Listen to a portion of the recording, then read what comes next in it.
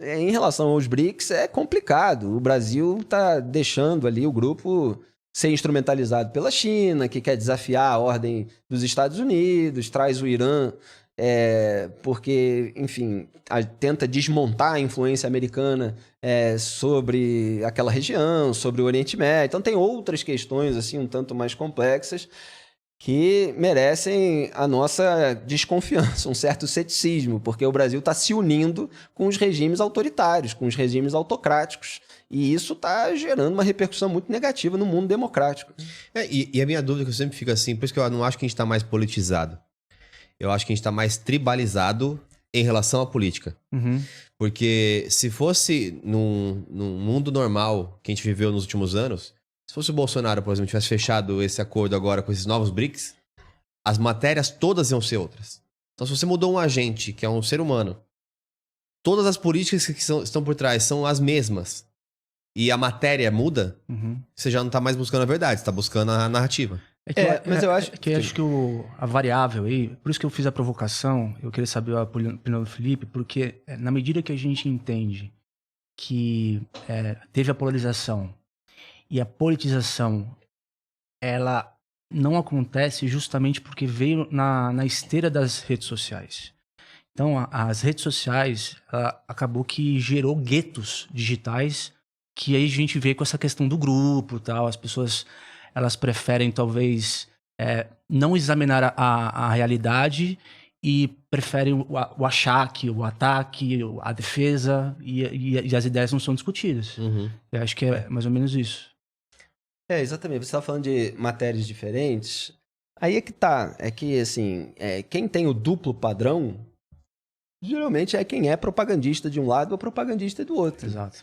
Se você for ver a minha atitude diante disso, ela é a mesma em relação ao governo Bolsonaro, em relação ao governo Lula. Não sou o único, evidentemente. Você tem jornalistas que buscam a coerência, que buscam analisar as situações diferentes sob os mesmos princípios e critérios, que é algo que se perdeu no debate público e na própria experiência mental, individual brasileira.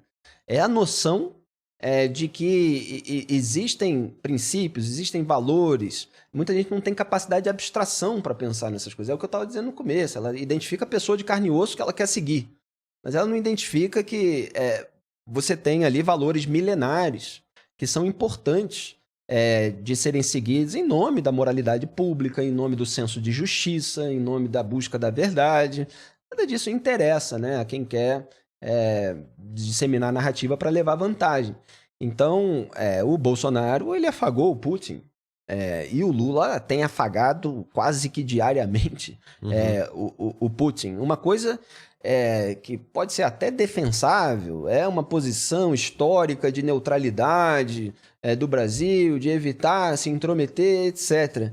Bom, se você quer aderir a isso e defender essa posição, que você faça isso, né, com a devida discrição, o devido pragmatismo. Mas se você cruza completamente a linha e vira um puxa-saco de um tirano que provoca acidentes, entre aspas, não dá, né? Então, assim, por que isso?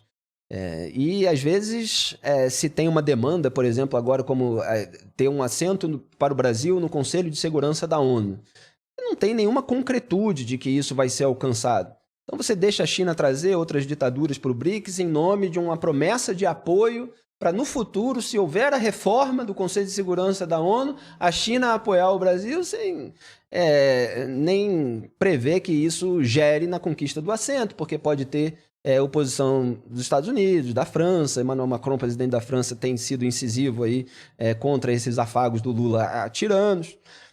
Então, é algo degradante do ponto de vista moral que o presidente da República do Brasil, seja o Bolsonaro, seja o Lula, eles façam esse cafuné num tirano que mandou as tropas invadirem outro país, provocando extermínio, estupro, tortura, e que está condenado pelo Tribunal Penal Internacional como um criminoso de guerra pelo sequestro de milhares de crianças ucranianas que foram levadas à força para território russo.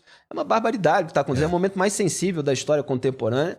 A gente está revendo aí coisas que aconteceram só lá na Segunda Guerra Mundial, na Primeira. E o Brasil parece ficar do lado errado dessa história.